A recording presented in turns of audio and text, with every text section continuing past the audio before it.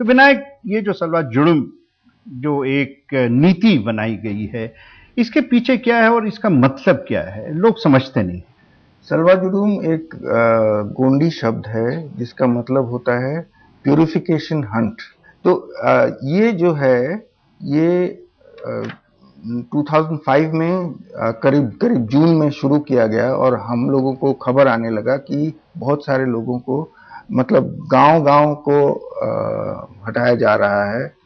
उनके जो जमीन है वहां से हटा के उनको कैंप्स में लाया तो जा इसका रहा है। ये मतलब क्या है कि गरीबी मत हटाओ, गरीब को हटा दो? नहीं, एक हिसाब से यही है, पर सरकार उस समय कह रही थी कि ये आदिवासियों का एक स्पॉन्टेनियस मूवमेंट है of rebellion against the Naxalites. तो ये हम लोग वहां जाके और उस मूवमेंट का चलते लोगों को कैंप्स में रखा जा रहा था।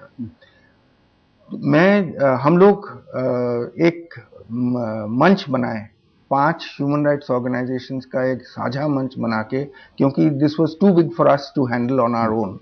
तो एक साझा मंच बना के हम लोग एक पूरा इन्वेस्टिगेशन किए और उस इन्वेस्टिगेशन करके उसका जो रिपोर्ट बनाया गया उसको हम लोग पब्लिसाइज किए और उस रिपोर्ट का नाम अंग्रेजी में था When a state makes war on its own people। सरकार तो कह रही है कि बहुत सक्सेसफुल है और इसकी वजह से इलेक्शंस जीत रही है। नहीं, सरकार बोल रही है, सुप्रीम कोर्ट में सरकार क्या बोल रही है इसके ऊपर आप ध्यान दीजिए। सरकार बोल रही है कि सलवा जुर्म नाम का आज कोई चीज है ही नहीं और कोया कमांडोज के नाम से they are preparing armed vigilante groups and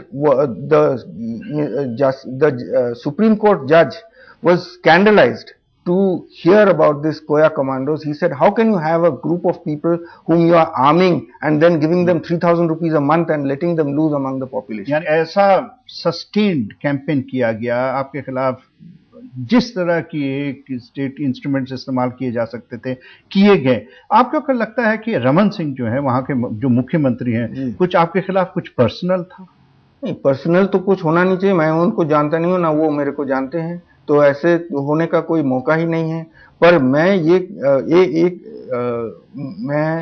ये जो सलवा जुर्म के खिलाफ मैंने आवाज उठाया, ये जो आर्म्ड विजिलेंटे ग्रुप्स का तैयार करने का खिलाफ जो मैं आवाज उठाया, उसके लिए सरकार हो सकता है कुछ पीड़ा महसूस हुआ होगा। मैं तो कोई द्वेष के चलते मैंने ये काम नहीं किया। मैं सिर्फ इस अत्याचार को समाप्त हो जाए इसके लिए मैंने आवाज। विनायक, आखिरी सवाल,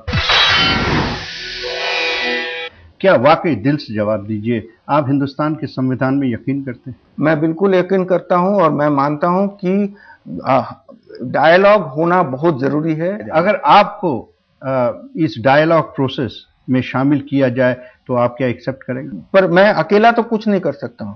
आई can only work as part of a group, लेकिन आप, but certainly I will be prepared to do whatever I can. ये मेरा दिल का एक ख्वाहिश है कि मैं अपने तरफ से जितना भी बनता है उतना मैं जरूर करूंगा इस काम को आगे बढ़ाने के लिए। बहुत बहुत बहुत धन्यवाद आपका।